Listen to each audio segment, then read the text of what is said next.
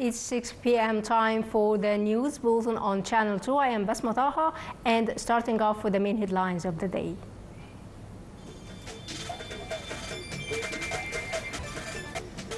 Prime Minister Madbouli receives the premier of the Chinese State Council.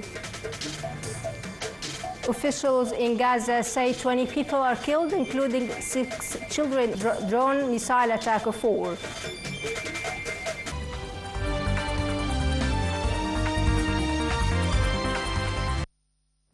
Welcome back. The news in full. Prime Minister Mustafa Madbouli on Wednesday shared his government weekly meeting that was commenced by a minute's silence over those killed in a recent accident at the regional ring road and in the Ramses Telecom Center since Monday. The Prime Minister said President Abdel Fattah el-Sisi ordered a specialized committee is tasked with investigating the causes of the huge fire at the Ramses Telecom Center, while due work continues to ensure the return of different telecom services to their normal operation as soon as possible.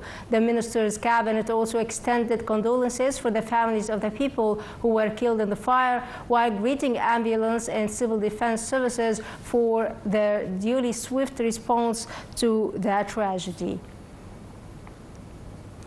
Earlier this morning, Prime Minister Madbouli inspected the Ramses Telecommunications Center in downtown Cairo to assess the fallout of the fire and to review efforts made to ensure communications services which were disrupted are back to normal. The Prime Minister urged an emergency plan for recovery following the fire and an assessment of the building's structures. Telecommunications and Information Technology Minister Amr Talat said alternative centers were used to deliver the bulk of services that would have been delivered by Ramses Center. Prime Minister Mustafa Madbouli received in Cairo on Wednesday the premier of the Chinese State Council, Li Qiang, who is leading a high-ranking delegation into a visit to Egypt. The Prime Minister led a red carpet reception ceremony for the Chinese premier as he arrived at the start of a 2-day visit. The two premiers will chair extended talks session over deepening the strategic Egyptian-Chinese relations. They are also scheduled to witness the signing of agreements to boost mutual cooperation in different fields. This is a look at diplomatic and economic engagement between Egypt and China that has been on the rise in the recent.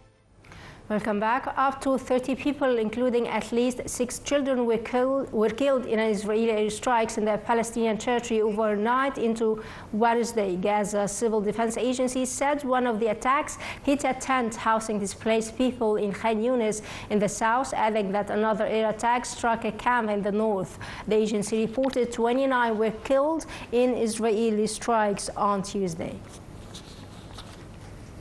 Qatar said more time was needed for negotiations for a Gaza ceasefire between Israel and Hamas. Qatar Foreign Ministry spokesman Maged Al-Ansari said the meetings in Doha were focused on a framework for the talks, while a Palestinian official close to the negotiations said no breakthrough had been achieved so far. Indirect negotiations continued in a third day in Doha as U.S. President Donald Trump expressed confidence a deal could be reached. U.S. President Donald Trump's special envoy, Steve Witkoff, said he was hopeful of a deal between Israel and Hamas, adding that he would join the indirect talks in Qatar later this week. The two Palestinian sources close to the discussions had said the U.S. proposal included 60-day truce, during which Hamas would a hostage for prisoner swap will take place. They said Hamas was also demanding conditions for Israel withdrawal from Gaza, guarantees against the resumption of fighting during negotiations, and the return of UN-led aid distribution system. Israeli military said on Wednesday it had launched targeted operations in southern Lebanon despite a November ceasefire that halted its aggression in Lebanon last year that left over 3,000 people killed. An Israeli army statement said the ground operation followed intelligence information and the identification of Hezbollah, weapons and infrastructure in several areas of southern Lebanon. North Lebanon has also witnessed Israeli attacks that killed 3 people near Tripoli on Tuesday. The attacks were the first on the north since a November ceasefire with Hezbollah. Israel said it targeted a Hamas fighter. 5 seafarers have been rescued after a cargo ship was attacked and sunk off Yemen. As the search continues for the remaining crew, maritime monitors said that Liberian-flagged bulk carrier had been badly damaged in the attack. They added that 5 crew members had been rescued and searches continued for those remaining. Yemen Houthi rebels have not claimed responsibility for the attack in the Red Sea that started on Monday and continued till Tuesday.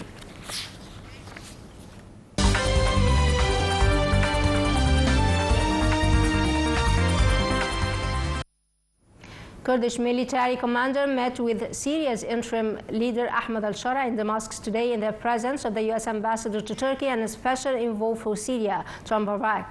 The meeting is meant to discuss stalled efforts to integrate the country's autonomous Kurdish administration into the Syrian state, along with significant economic and military issues. Head of the Syrian Democratic Forces and the interim Syrian president had struck an agreement for integration in March with the U.S. backing, but its implementation had been held up by differences between the two parties. The Kurds, who control vast swaths of territory in Syria, have demanded the decentralized system of governance, which the authorities in Damascus have rejected.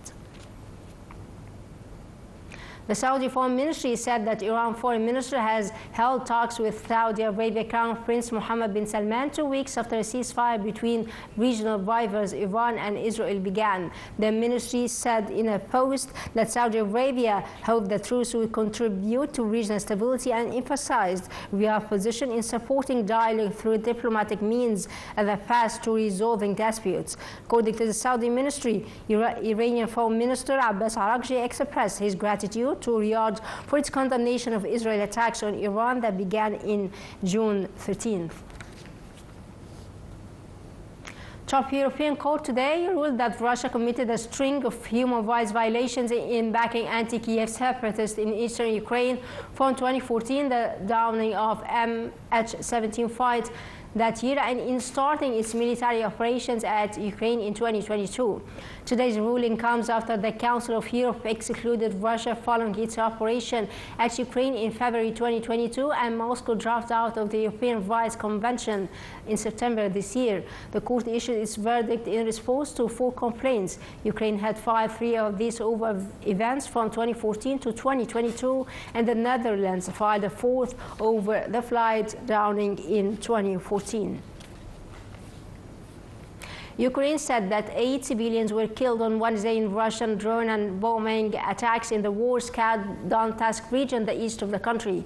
Prosecutors said 5 civilians were killed in drone attacks on private vehicles in the town of Rodinsk, while 3 more people were killed with some 10 minutes later in the town that Russian forces are closing in on. Kiev also said Russia had launched the largest missile and drone attack of Moscow more than 3-year invasion of Ukraine. Ukrainian leader Volodymyr Zelensky called for allies to step up sanctions on Russia.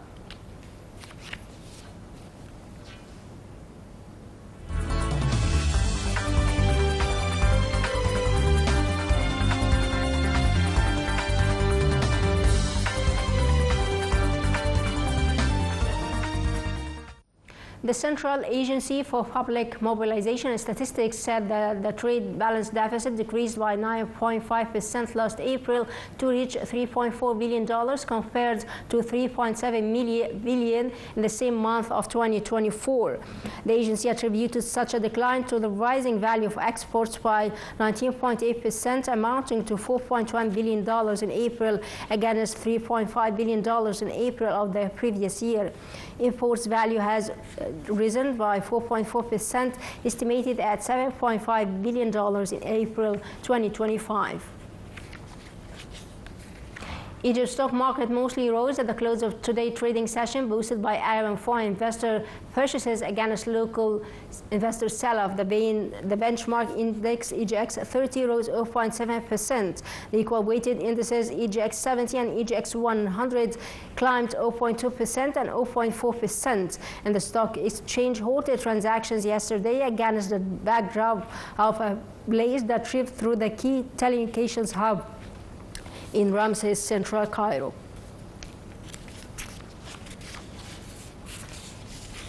And Paris Saint-Germain coach Luis Enrique described today's Club World Cup semi-finals showdown between his side and Real Madrid as special.